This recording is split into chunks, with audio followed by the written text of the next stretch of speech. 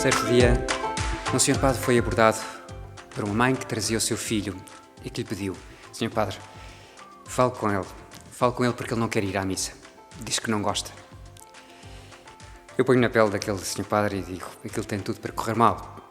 Mas o certo é que ele, foi compreensivo, foi ter com ele, ouviu e mais do que falar, percebeu que ele gostava de histórias de crime e mistério.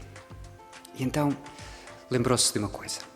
Deu-lhe um papel, caneta e disse-lhe: então, como é que tu representarias um crime? E o miúdo pensou um bocadinho, pegou no papel e desenhou um boneco e depois nas costas uma faca e depois dali um rio de sangue que pintou por ali um fiozinho que depois se tornou um rio. E aí tinha um crime. E depois o Sr. Padre disse: já reparaste que é isso que nós temos representado sobre o altar? E o miúdo ficou intrigado. Que tens tu na altura mais importante da missa? Então o Sr. Padre falou-lhe do pão e do vinho e que se converte no corpo e no sangue do Senhor. Sem dúvida que nós sabemos que Ele está em cada partícula do pão ou em cada gota do sangue. Mas o que é que está representado sobre o altar? O corpo do Senhor e o sangue do Senhor estão separados. Ou seja, o que é que acontece quando se separa o corpo do sangue ou o sangue do corpo? Uma morte. Morte de quem? E o miúdo disse: de Jesus. Quando é que se deu? Há 2000 anos. E que fez Jesus para merecer aquela morte? E o miúdo pensou e disse: nada. Então era inocente. Disse que sim, a criança. E o que é que acontece quando se dá a morte de um inocente? É um crime. Mas é um crime muito misterioso, porque aquele Jesus que morreu era Deus e, portanto, ele tinha poder para não se deixar matar. Ou seja, ele deu a vida. Ou seja, sem dúvida que houve criminosos, mas ele deixou-se matar. O que é que acontece quando a vítima, como é que se chama? A morte de uma vítima que se deixa matar, que se deixa sacrificar. Já disse a palavra.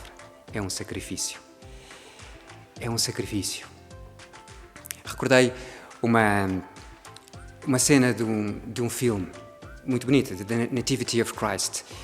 É uma cena muito bonita porque é o momento em que Zacarias vai com Isabel até ao templo. Isabel acompanha-o até um determinado momento porque Zacarias vai oferecer, teve a sorte, calhou-lhe na sorte de ir queimar o incenso na parte sagrada do templo.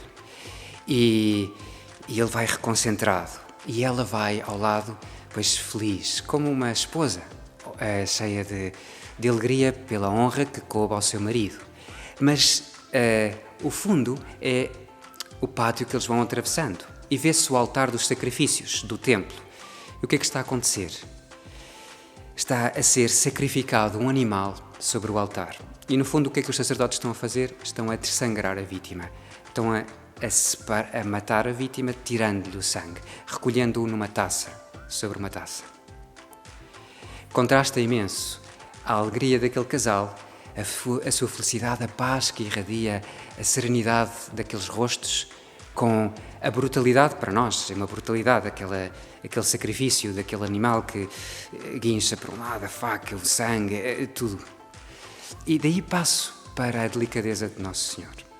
Como o Senhor quis que este sacrifício fosse representado de uma maneira incruenta. Reparem, sem facas, sem sangue, sem gritos, sem estridências, de uma maneira tão bela, tão bonita. E porquê? Porque se vê desde a ressurreição, a partir da ressurreição. Reparem, a partir da vitória sobre esse crime.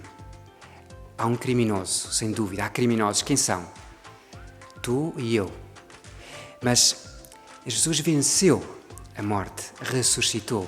E por isso, precisamente porque tudo isto foi vencido e foi-lhe dado uma volta completamente diferente, então nós conseguimos olhar para esta cena de outra forma e vivê-la e querer vivê-la uma vez e outra e outra. É isso que fazemos. todas as vezes que celebramos a Santa Missa.